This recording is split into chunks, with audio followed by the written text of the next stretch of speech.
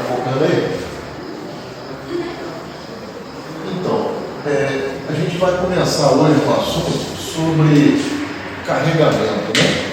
Eu não sei se a gente já tinha comentado alguma coisa, então a gente vai começar a falar das cargas, né, que vão atuar na estrutura. Então, fluxo de carga, compreendendo o fluxo de carga. Estruturas estão sujeitas a ações impostas. O que são ações impostas? São as cargas que elas vão estar submetidas, né? Então, a primeira delas aí, a gente tem a gravidade. A gravidade está ligada ao peso próprio, a tudo aquilo que a ação da gravidade ali naqueles momentos vai submeter a estrutura. Então, nessas cargas aqui que a gente tem, gravidade, equipamentos, veículos, variações de temperatura, recalques de apoio, a gente vai estar aumentando tudo aí, e até terremotos, né? Então vamos aí, cargas verticais ou gravitacionais. As cargas gravitacionais, a gente já viu ali, né? Gravidade. Primeiro, a gente tem as permanentes. Quais cargas permanentes a gente tem numa estrutura vertical? Peso próprio da estrutura, peso próprio da alvenaria, peso próprio do revestimento. Então está relacionado mais ao peso da estrutura em si, né? Quando a gente fala de cargas verticais.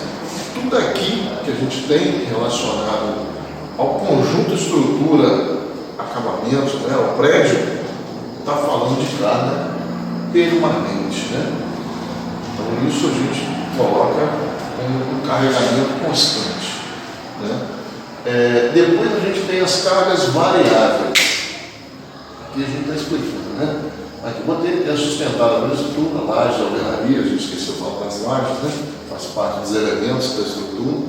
Depois a gente tem as cargas variáveis, verticais, né? Estão relacionadas com o tipo de ocupação. O que é ocupação? São as cargas acidentais que a gente chama. A ocupação é vocês, os móveis, os veículos, no caso, né? Coisas que vão variar com o tempo. Elas são variáveis, né? Como já fala, né? Variáveis. Mas elas são consideradas por norma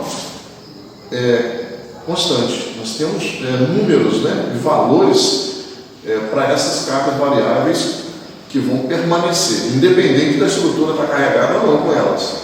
Então, se vocês estão aqui hoje, não importa, né? As cargas são consideradas. Por exemplo, uma sala de aula pode ser considerada aí de 400 a 500 kg por metro quadrado de ocupação. Está na norma. Então, a norma fala isso para a gente, né? A gente tem que considerar isso. E esses carregamentos vão ser considerados todo ao longo da estrutura. Sobrecarga de utilização, porque a gente falou, né? Variação de temperatura. Variação de temperatura também é um tipo de carga vertical acidental. São as dilatações. Elas fazem com que as estruturas, os elementos da estrutura fiquem submetidos a um determinado carregamento, a um determinado esforço. Então elas também têm considerações também que a gente tem que fazer. E nessas cargas que nós temos aí, depois a gente vai comentar um pouquinho sobre recalques e tal, mas a princípio essas aqui são as principais, são as cargas verticais permanentes, peso próprio de tudo, e as acidentais, que é a ocupação do ambiente. Essas são as principais que a gente precisa conhecer, obedecer à norma, né? Cargas excepcionais verticais, eu tenho um lugar que eu preciso fazer um supermercado, eu vou fazer um depósito.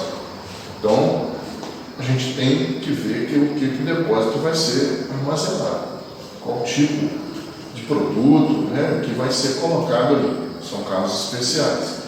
Vou fazer um lugar que eu vou estocar cimento, né, material de construção. Aí eu tenho que ver o que vai ser. Diferente das ocupações normais, né, que a gente tem padrões para isso. Tem uma residência, por exemplo, normal, ela fica entre 150 a 200 kg por metro quadrado de ocupação. Eu não preciso considerar. Eu tinha falado a última parte, não, né? Sobre academia, não, eu já tinha parado. Então, não tem problema. A gente, agora, nessas cargas que a gente viu vertical, né, que é o peso próprio, né, tudo que está relacionado a isso, e as cargas variáveis, né, que são a ocupação, como a gente tinha falado, a gente tem aí agora a transferência dessas cargas. Como é que é feita a transferência dessas cargas? Como é que eu considero de cima até embaixo todo esse carregamento? Então eu começo lá na cobertura, né? Eu fiz assim, uma explicação rápida, né?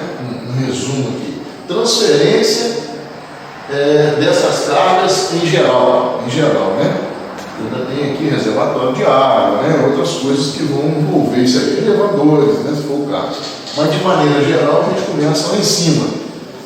Primeiro, eu não botei cobertura, eu tenho um telhado, esse telhado tem uma carga sobre aquela laje lá em cima. Aí eu vou fazer esse carregamento de lá e vou transferindo o peso dessas cargas e cargas acidentais, peso próprio daquela laje, do telhado, e mais alguma coisa que eu vou colocar lá em cima. O telhado tem o quê? Peso dele, como que é? Eu tenho alguma coisa que circula no telhado? Claro, né? Eu vou ter uma pessoa que vai andar para fazer manutenção. Então tem que ter uma consideração pequena nisso, né? Lógico. Então eu venho descendo esse carregamento. Peso próprio daquela estrutura do telhado. Vem descendo. Viga secundária. Aquele telhado desce para as vigas secundárias lá de cima, né? São as vigas secundárias. Ela entra, faz a reação sobre aquelas vigas. Se eu tiver vigas principais, né, aquelas vigas secundárias estão ligadas às principais, transferem a reação para as vigas principais. Pilares das vigas para cada pilar, né? Os pilares vão receber. E vão descendo esses pavimentos. Repete esse sistema de novo. Quantos andares eu tenho? Não, eu tenho 5 andares. No último, esse conjunto de coisas, pilares. Começo de novo, certo? Começo de novo a piso, laje, só que tem um detalhe, né? Aquele pilar do quarto que recebe, ele recebe o último, né? O último caso ele está recebendo. Tá bom, mesmo. Depois eu posso falar com a atividade.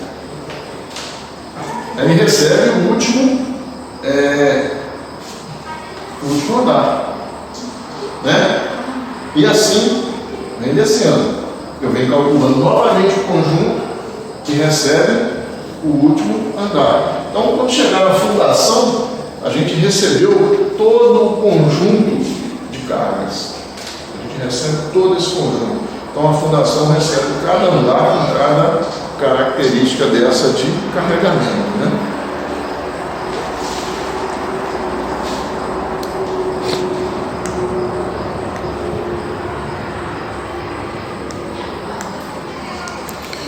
Achando que esse Bluetooth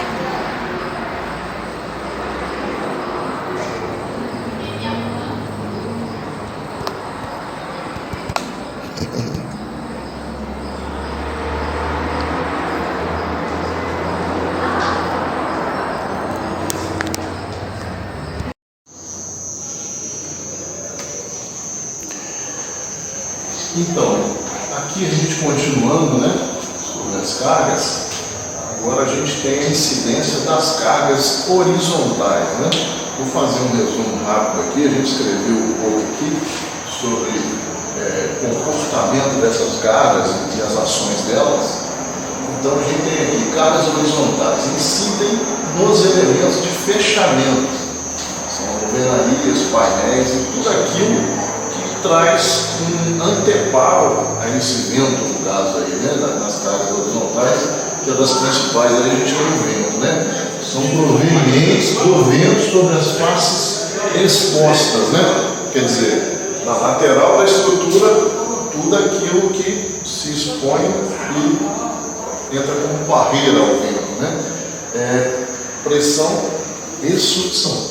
Sucção também, né?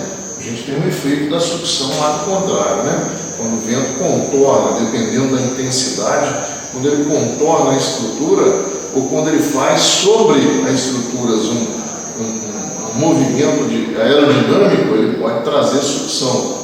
Acontece isso em alguns galpões, né? Quando a gente faz o plano de vento lá, verificando a incidência do vento, a gente verifica que pode acontecer uma sucção. Então, a gente tem aí a pressão, que é do lado, pode acontecer a sucção. Influência decisiva na solução estrutural. Claro, né? A gente tem que levar em consideração essas cargas horizontais também, né? Elas são tão importantes quanto as cargas verticais, né? A NBR 8800 indica valores máximos recomendados para deformações horizontais em edifícios. Significa o quê? Para a incidência de vento, a gente leva em consideração as deformações, o deslocamento horizontal, né? Estou fazendo a demonstração rápida aqui.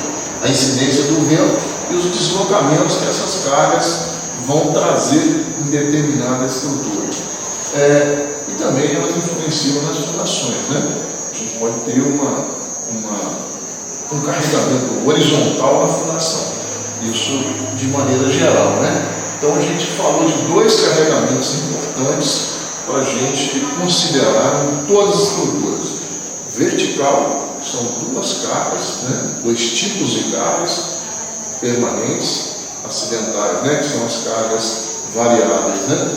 E as cargas horizontais, que são os carregamentos ligados a fechamento, alvenaria, algum tapume, alguma coisa que faça as faces expostas a esse vento, no caso, né? Então, de maneira geral, os carregamentos que a gente vai estar olhando aí, né? Outras situações aqui, os contraventamentos, tudo que a gente consegue colocar, os modelos estruturais, a gente vai estar relacionando tudo aos carregamentos.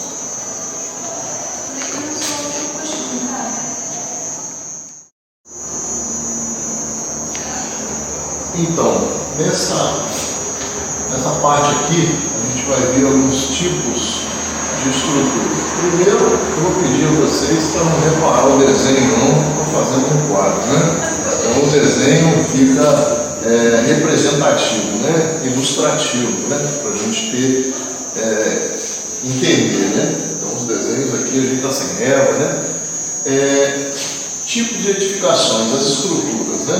A gente considerando aqui que são edificações, né, de andares, de múltiplos andares. Primeiro, pórticos rígidos. Na estrutura metálica, a gente tem estruturas com esbeltez elevadas, né? Os elementos têm esbeltez, os pilares, as vigas.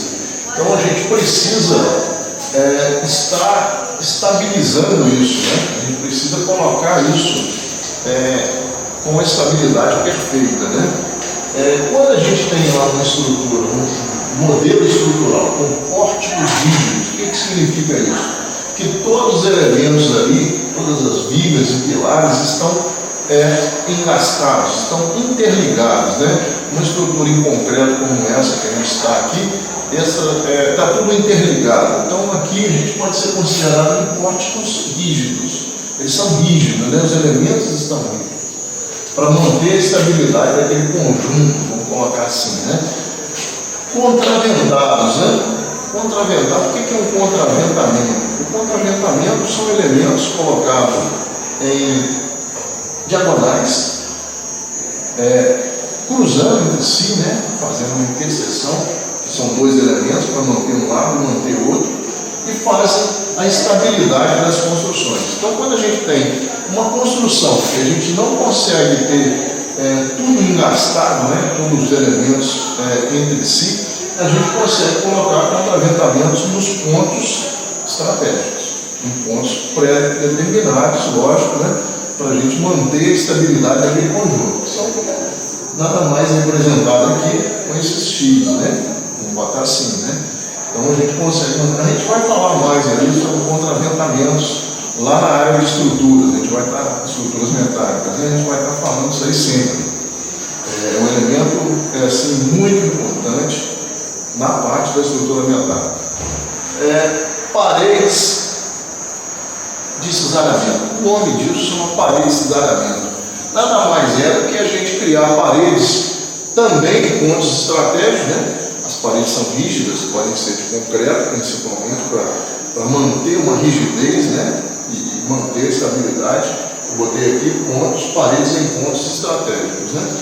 Então a gente tem as paredes que elas nada mais vão fazer do que estabilizar em determinadas posições, onde o conjunto vai estar junto, né? O conjunto vai estar dentro de tudo, né? Então a gente vai ter o conjunto todo estável.